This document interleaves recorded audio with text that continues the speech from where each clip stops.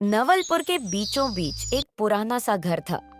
यह घर था दयानंद मिश्रा का, जो गरीब तो नहीं थे लेकिन अमीर भी नहीं थे।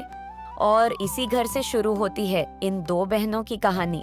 पहली बहन रेखा, संस्कारों की मूरत, दयालु और शांत। दूसरी बहन नीला, तेज तर्रार, हंसमुख लेकिन घमंडी। शुरुआत में दोनों बहनें साथ बड़ी हुईं। एक ही थाली में खाना, एक ही कमरा साझा। लेकिन जैसे जैसे उम्र बढ़ी, नीला के मन में जलन पैदा होने लगी।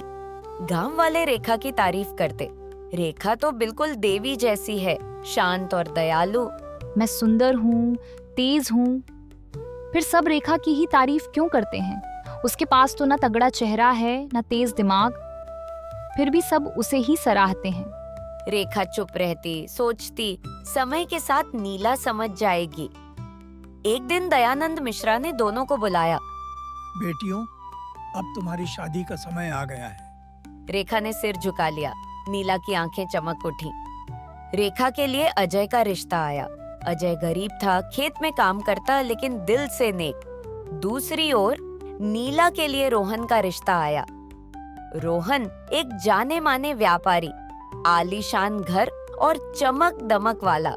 कुछ ही समय बाद दोनों बहनों की शादी हो गई। रेखा शादी करके अजय के घर आ गई।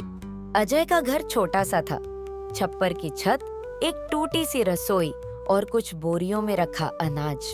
रेखा, मेरे पास ज्यादा कुछ तो नहीं है, लेकिन कोशिश करूंगा कि तुम्हें कभी किसी चीज की कमी ना हो। मुझे कुछ नहीं चाहिए, बस आपका साथ ही काफी है। उधर नीला अपने ससुराल पहुंची। वहां उसने देखा बड़ा बंगला, महंगी गाड़ियां। नीला मन ही मन बोली, अब तो मेरी जिंदगी राजकुमारी जैसी हो गई। लेकिन उसे जल्दी एहसास होने वाला था कि दौलत से खुशी नहीं मिलती। कमला, ये कमरा अभी तक साफ क्यों नहीं हुआ? छोटी मालकिन, अभी साफ कर देती हूँ। जल्दी करो, मुझे गंदगी बिल्कुल पसंद नहीं। उधर रेखा की जिंदगी मेहनत से भरी थी।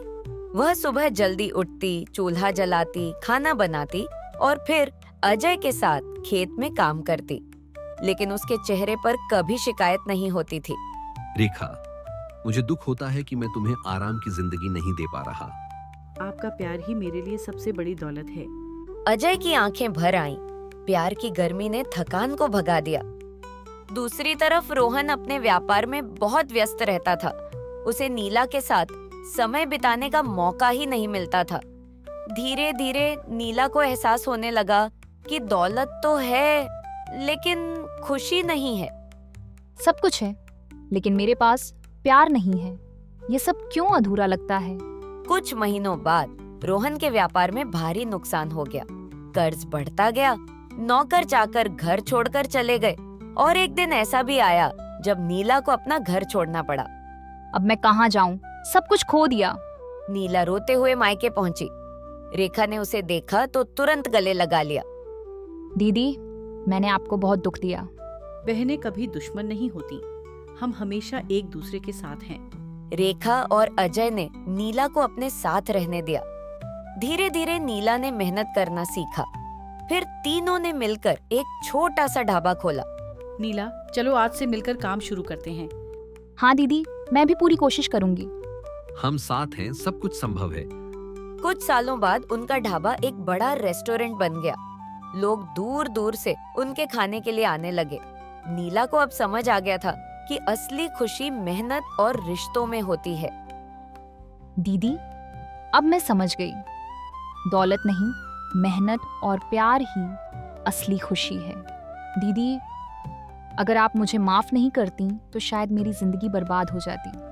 बहनें माफ नहीं करती, बस साथ देती हैं। और इस तरह दोनों बहनें फिर से एक दूसरे की ताकत बन गई। घमंड इंसान को गिरा देता है, लेकिन प्यार और मेहनत जिंदगी बदल सकते हैं।